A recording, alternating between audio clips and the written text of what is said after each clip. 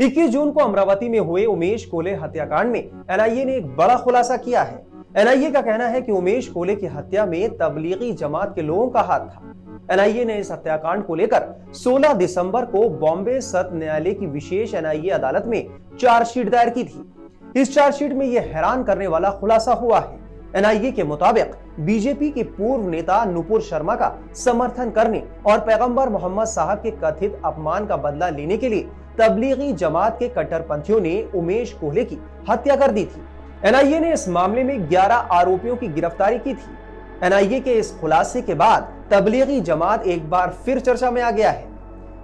इससे पहले कोरोना संक्रमण को लेकर भी ये संगठन निशाने पर आया था। आरोप लगे थे कि 2020 में कोरोना संक्रमण की शुरुआत होने पर निजामुद्दीन मरकज में तबलीगी जमात का एक कार्यक्रम हुआ था, जिसमें हजारों की संख्या में लोग शामिल हुए थे, जिसमें सोशल डिस्टेंसिंग का पालन नहीं किया गया था और इससे दिल्ली में कोरोना संक्रमण की रफ्तार बढ़ गई थी।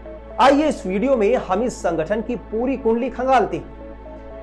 तबलीगी जमात सुन्नी मुसलमानों का सबसे बड़ा समूह है। ये एक इंटरनेशनल देवबंदी इस्लामिक मिशनरी है जो इस्लामिक मान्यताओं का सख्ती से पालन करने पर जोर देता है।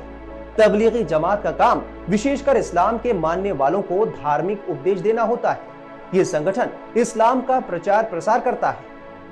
तबलीगी जमात की शुरुआत कब हुई थी, इस पर अलग अलग बातें कही जाती हैं। एक मान्यता यह है कि 1927 में देवबंदी इस्लामिक विद्वान मौलाना मोहम्मद इलियास कांदुली ने एक धार्मिक सुधार आंदोलन के रूप में इसकी शुरुआत की थी। इलियास कांदुली पहले सहारनपुर के मदरसा मज़ाहिरुल उलूम में पढ़ा रहे थे, फिर हरियाणा के मेवात के मुसलमानों के बीच में रहकर इस्लाम पर धार्मिक ज्ञान देने का सोचा और यहाँ मुसलमानों के बीच काम करने लगे। 1927 में तबलीगी जमात की स्थापना की ताकि गांव-गांव जाकर लोगों के बीच इस्लाम की शिक्षा का प्रचार प्रसार किया जाए।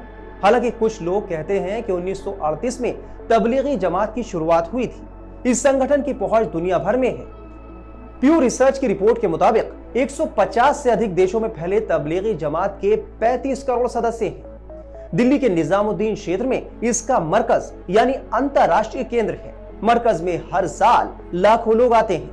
हर जुमेरात को निजामुद्दीन के मरकज में एक तरह की बैठक होती है, जिसमें लोगों के साथ बैठकर धर्म की बातें की जाती हैं। यहीं से दुनिया भर के लिए जमात यानी ग्रुप में लोग भेजे जाते हैं।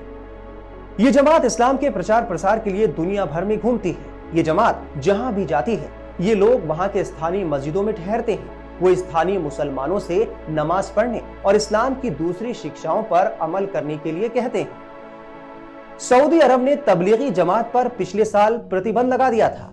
सऊदी अरब ने तो तबलीगी जमात को आतंकवाद का एंट्री गेट तक कहा था। मस्जिदों से जुमे की नमाज के बाद लोगों को तबलीगी जमात से ना जुड़ने और इस समूह से पैदा होने वाले खतरों को भी बताने का ऐलान करने का निर्देश दिया था। तो इसी तरह की खबरों और खबरों के पीछे की खबर जानने के लिए आप देखते रहिए टाइम्स नाउ ऑफ भारत का डिजिटल प्लेटफॉर्म।